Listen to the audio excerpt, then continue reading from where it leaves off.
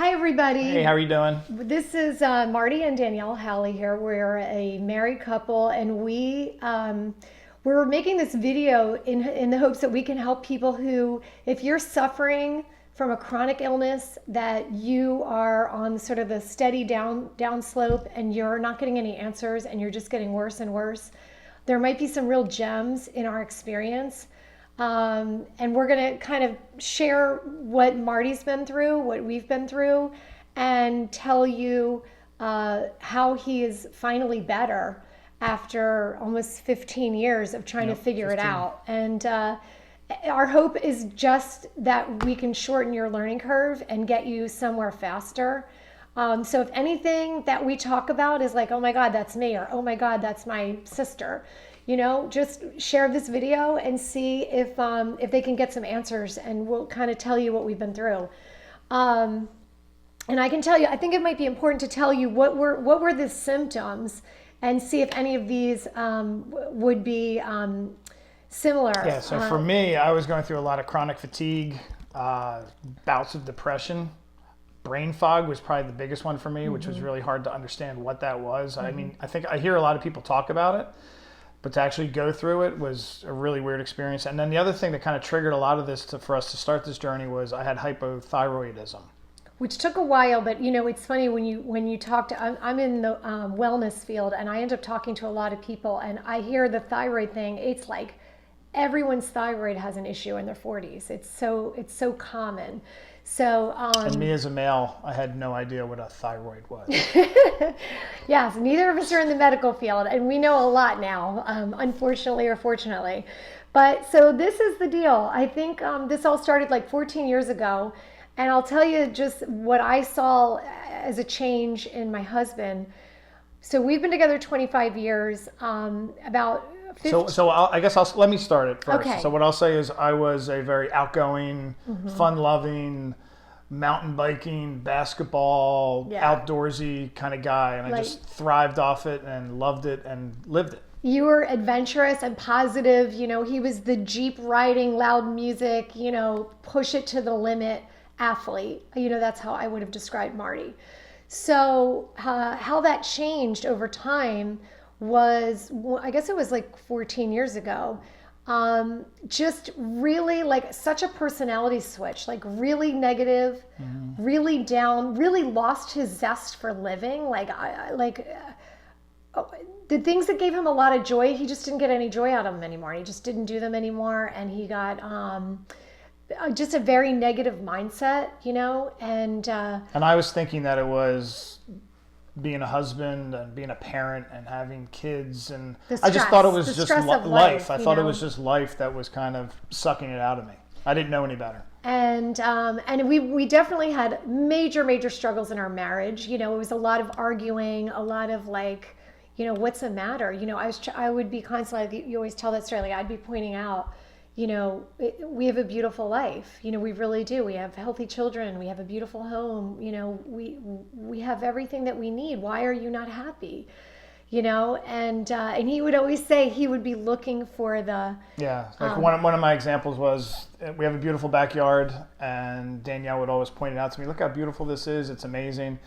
And I would always say, it doesn't look that good. I'm finding the cracks in the concrete and the dead plants and the weeds, and I just felt very focused on the negative instead of the positive. Yeah. So that kind of led to thinking that maybe mentally something was going on. Yeah. And we totally thought we had there was a mental issue. So we're like, let's go. It got to a really I want to say dire point where it was like, we need to see a therapist. This is ridiculous. We're having the same arguments, and this isn't you.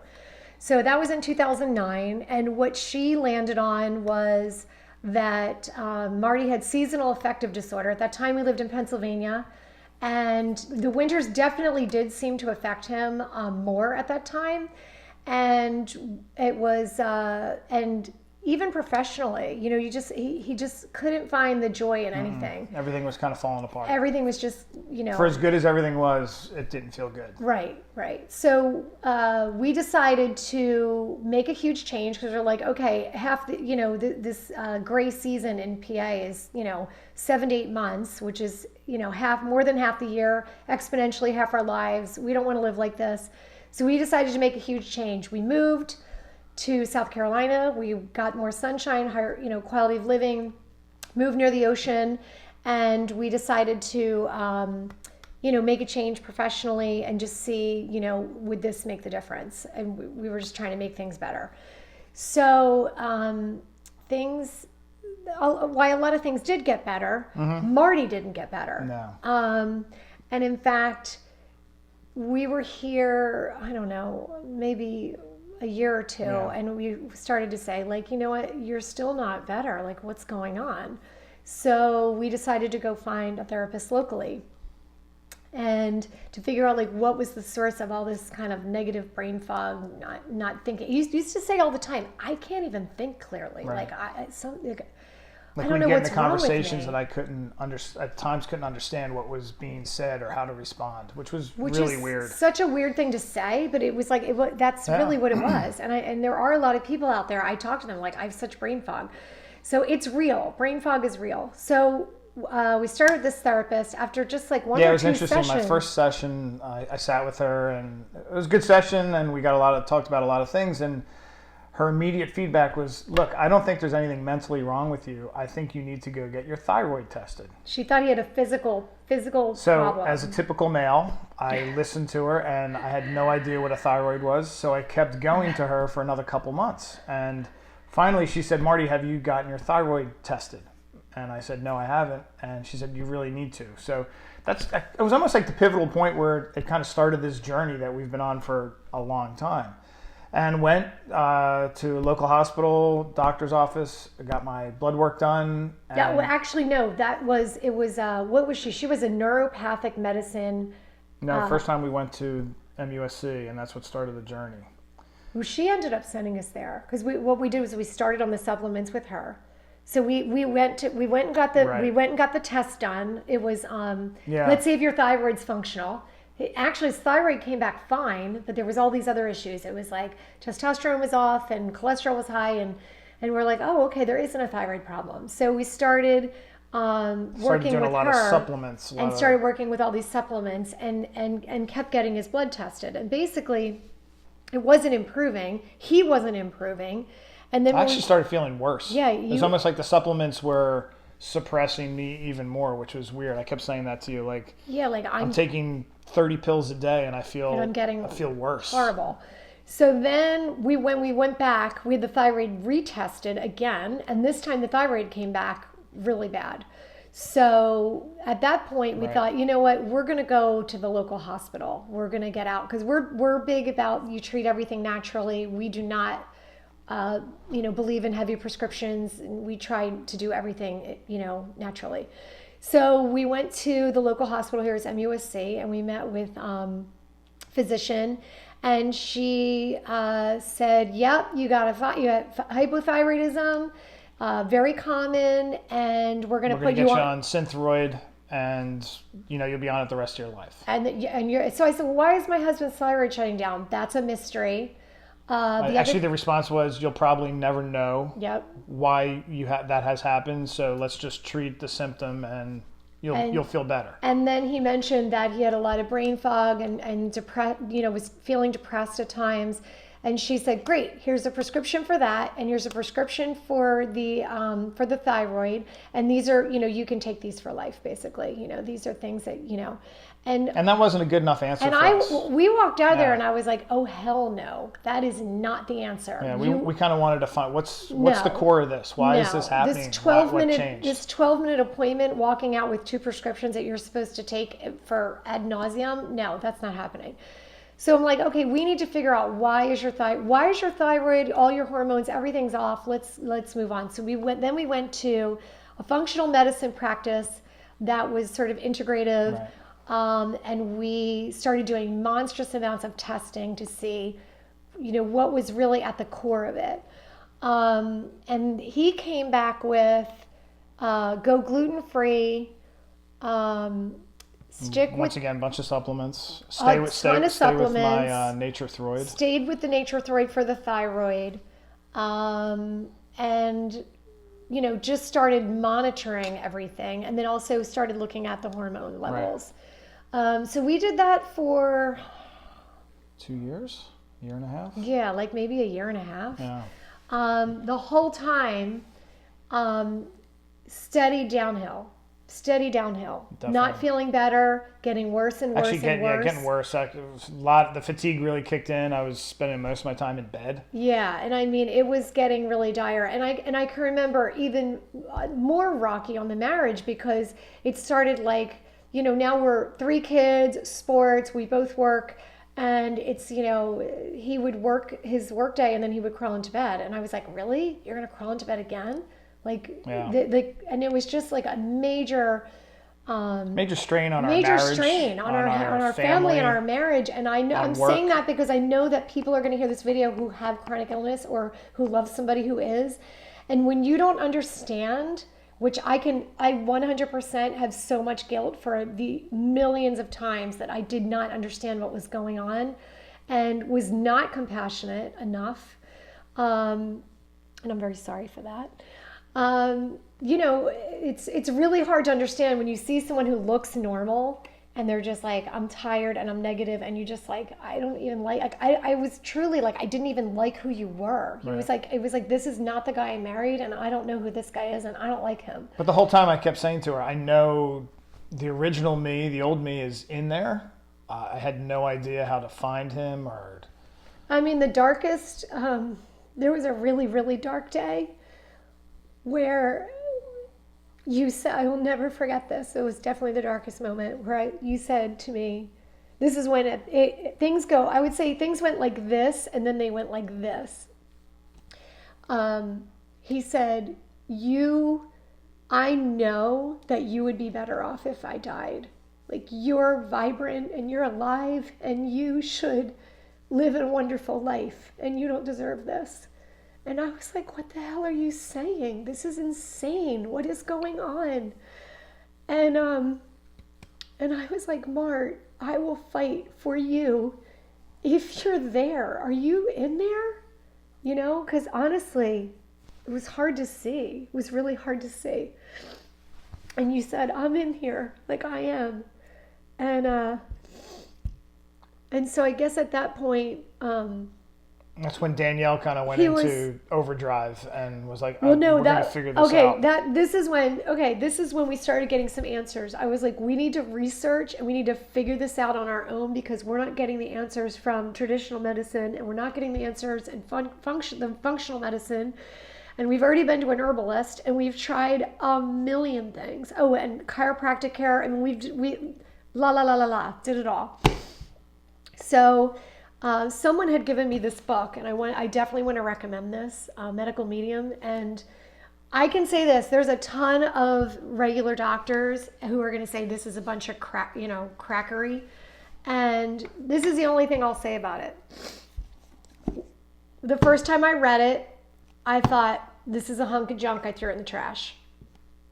Probably 2 years later, it came into my life again accidentally.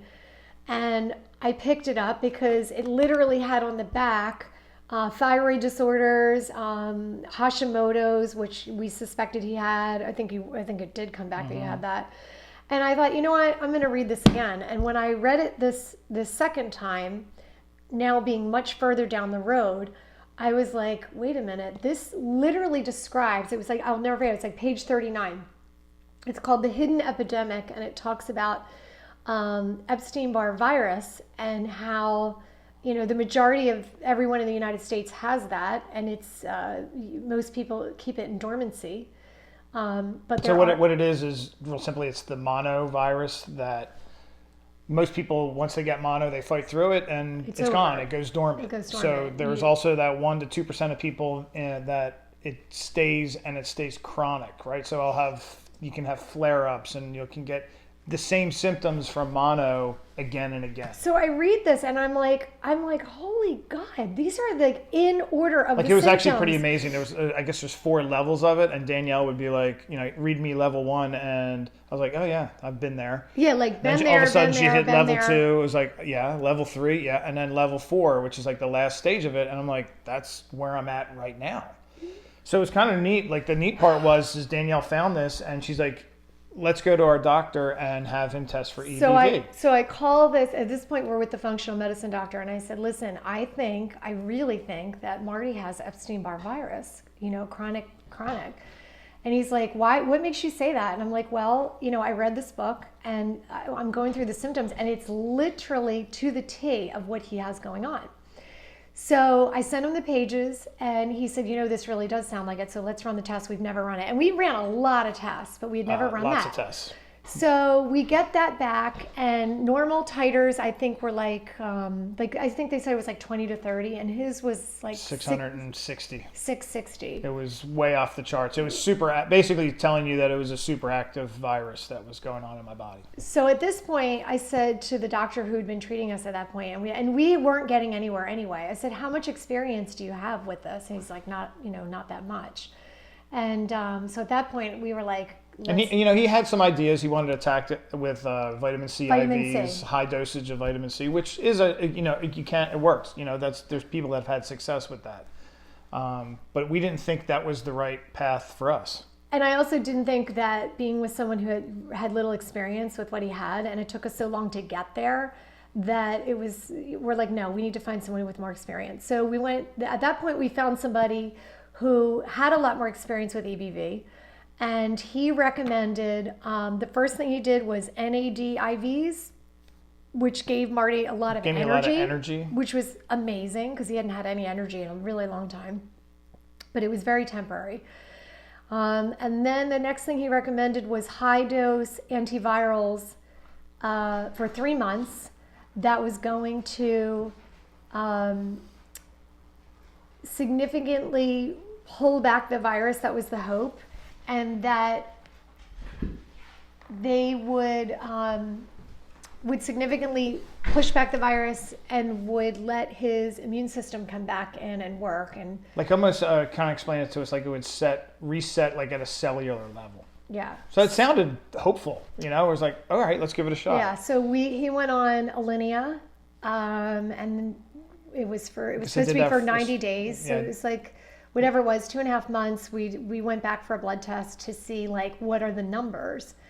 And I literally felt like I saw the fear in the doctor's eyes when he said, his EBV numbers have greatly increased. And so not only the antivirals were supposed to make him sick, so he didn't feel well, which was kind of expected. He was supposed to be sick anyway. So he went from chronic fatigue and then chronic fatigue and sick to realizing after 3 months of doing that it didn't work, and actually everything is sped up. And at this point, he's not even functional. I mean, and also you had lost the use of his left arm. He could no longer do this, and he could no longer do this. So he's now depressed, chronic fatigue all the time, can't use his left arm. Mm-hmm. And it was... And I got even a harder one for me was the past 2 doctors, one of their lines to me was, it's amazing that you don't have cancer yet. Oh my God, I forgot. Which is a really unbelievably hard thing to hear. And it really puts such a fear into you. Oh I don't want cancer. I don't want my family to have to go through their father, their husband with cancer. So that kind of elevated it for me. I was like, it really freaked me out. So I was like, I need to figure this out. What can we do? So at that point, I realized, oh my God, we're in, like, now it's really like, I am fully understanding the seriousness of the situation. And I've also, at this point, I have joined all these chronic Epstein-Barr virus groups that people share what's working, what's not working. And by the way, the reason why Marty's quiet is his brain fog was so bad at that point that he was basically like, I can't even make decisions like about this. Like whatever you say or whatever you find, I am putting my life in your hands and I fully trust you. I'll do whatever. I'll do whatever. Right. You were literally at that point. And I'll never forget it, that last meeting with that doctor. One of the things he's like, I really don't have much more that I can do for you, but he's like, I've been reading these studies about ozone and UBI treatments. He's like, I think it might be a really good thing for you to like find a place that does this. So we live in Charleston, South Carolina, and we had definitely felt like we had exhausted all the resources in this area. I was realizing from being a part of all these chronic Epstein-Barr virus groups, like and researching like what the prognosis and the outcome is for these people that are suffering with this. It's dire, it's really, really, really bad. And so I thought, okay, we're in full like save Marty's life mode now. This isn't about having a husband who's, where is he? And he's sort of tired all the time. This is like his life. So one thing that I did was I started sort of trolling these groups and looking for any bright light of someone saying like, this worked, this helped. I would start making a file of, okay, because there is no cure and there is no, I guess, regular protocol. Yeah, the goal of it really is to make it go dormant. Right. That's a success. Yes. I'll always have it. The goal was to let's get this as dormant as possible and get your energy back and get your immune system working strong again and your body fighting for you. So I started following all the bright spots of like, okay, and then I would start noticing the patterns. Okay, like a bunch of people said this helped, a bunch of people said that helped, and then I would go down the rabbit hole of researching those things to see like, well, what do we, what's the outcome? How much does it cost? Where do they have it? So at the end of doing a lot of research, I landed on UBI and ozone and a medical center that seemed to know a lot about EBV, and that was not in our area. And it's not considered, it's definitely in the US considered out of the box medical treatment, alternative treatment. But yet in Europe, it's a common treatment. Very common. It's prescribed to people for lots and lots of sicknesses. Yes. So, and it's you can actually, there's an article about it. It's called "The Cure That Time Forgot." Apparently, when they realized the power of the healing of this, it was the same time that vaccines came on the scene, and vaccines kind of was just such a big money maker that this just got pushed to the file cabinet. So you can get this around the U.S. in certain cities and certain medical centers. So that's what we did. Marty moved out. Another state to receive my UBI and ozone treatments.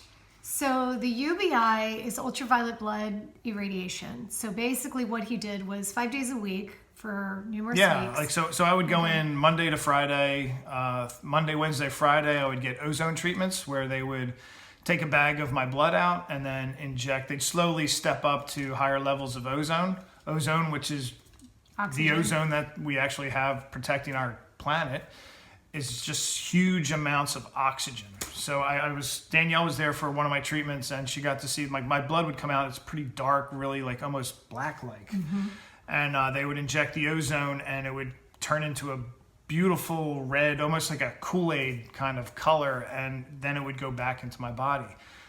After 3 treatments of that, I started feeling an energy pickup. On Tuesdays and Thursdays, I would get UBI. They would take out a vial of blood, and it wasn't a vial; it was an actual IV, like stream. Right, but they would take it out, and then they would put it through, and then they would run it through an ultraviolet machine where the blood would come back down in and go through and be bombarded with ultraviolet lights, which after reading more and more about it that's where a lot of viruses are killed, parasites. It's just really, it's almost like it's a blood cleansing in a weird way. So the way I like to describe it to like a layman, is like the UBI was sunshine in the blood, it was knocking down pathogens, parasites, viruses, kind of anything that's really funky and not supposed to be there, knocking it down. And then the ozone was super oxygen was basically boosting the immune system. So it was like knocking it down and then infusing you. And so basically what the hope was that his body would be able to get over the tipping point of all the toxic byproduct that the virus was creating. The virus is creating all this toxic byproduct and it's shoving it in his organs, and his organs are all shutting down. All the things that clean, the liver, the adrenal glands, the thyroid, the blood, they were all a mess when he left. Right. They were literally barely functioning, and the host body was barely functioning because of that. So everyone kind of has a different reaction. For me, my Tuesdays and Thursdays with the UBI would tire me. Mm-hmm. It was I found it to be like kind of exhausting. And then the Monday, Wednesday, Fridays was this just blast of energy, and it just made me feel real good. And that went on for 6 weeks. I did that for 6 weeks. So I probably was pretty extreme with what I did. I did not want to be away from my family for any longer than that. They wanted to keep me there for 4 months. Danielle and I made a decision, I'm here. This is my full-time job. Let's go after it as hard as we can. Yeah. And we did. And he got amazing results. So let's just say this. He is completely back. Amazing. To the person that he once was. He's positive. He's energetic. Yeah. Like one of my favorite things is when I was out there, I started playing basketball. I haven't played basketball in 5 years. Or more. Maybe more. Yeah. And I started playing basketball 3 days a week. It was so fun. It was happy to me again. I enjoyed it. Yeah, it's like amazing. Really awesome. Sorry. It's just been so long and so difficult. And the reason we're sharing this is because we know there are so many people out there with all of these things. And I want to say... that's actually one of the things I wanted to bring up. So while I was at this treatment center, I was sitting next to people that were fighting Parkinson's, fighting MS, Lyme disease, just Crohn's, all these different, Crohn's.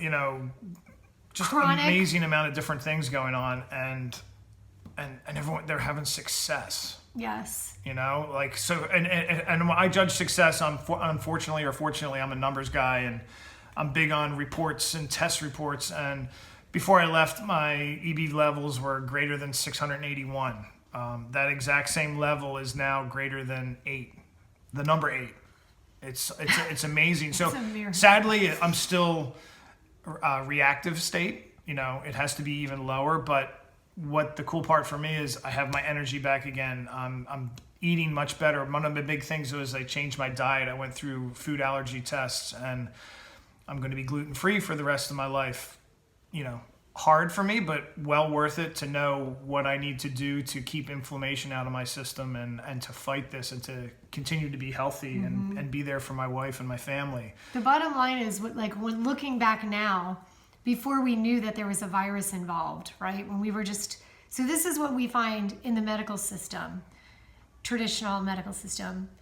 You're treating symptoms, but if you don't get to the root, you will never heal, right? It's like treating a cough with a cough drop, right? It may soothe your throat a little bit, but it's not going to take the cough away, because the cough is, there's a root for why you're coughing. It's the exact same thing. So at the end of the day, when I look back on the things like what he went gluten-free for 8 months. He's like, oh, you're going to get better from this diet. None of these things, no supplementation, no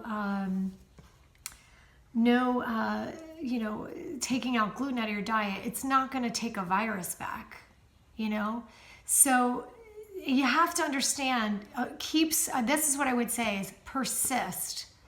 Find out what you have, what's at the root cause of it. Don't accept this is a mystery and you'll probably never know, and here's your prescription for life. Don't accept that. Another thing that I know will concern people is it's the treatments are not cheap. But all I can really say to that is for me, it's worked and it's successful, and any amount of money would be worth it to get your life So back. Let's talk about the expense, because of course that's going to come up. I think, I don't know, maybe we're at 15,000. Right. But that's not including the 10 years of treatments that we paid for that didn't work at all. Like, that's just talking about this. And also, he was not able to live at home, and we had to have flights. And so this was more expensive for us than maybe someone else who would have a medical center near them. But so let's just do the math on that. He's a 48-year-old guy who is going to be 100% disabled for the rest of his life. He wasn't not going to be able to work anymore.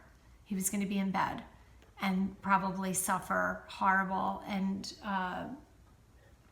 wheelchair bound or cancer or any other of the outcomes that are very common for people that have what he has. It's debilitating and it's steady downhill. So $15,000, he is better. I'm back. I feel great. He's able to work. He's full of life, and I'm positive. It's awesome. Game changing. So if anyone's sitting there saying to themselves, can I afford to do this, or can I figure out a way to do it?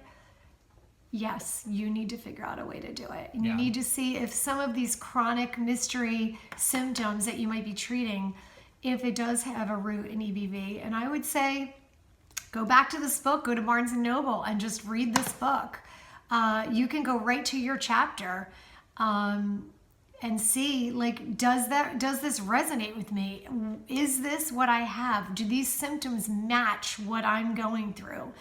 And then you can start the process of getting tested. And the only reason we're sharing our 15 years of agony out there publicly is so that we can help some other people who don't need to go through all that. And we wish everyone the best, and we wish everyone a long and healthy life. And I love you. I love you. Bye, everybody. Thanks.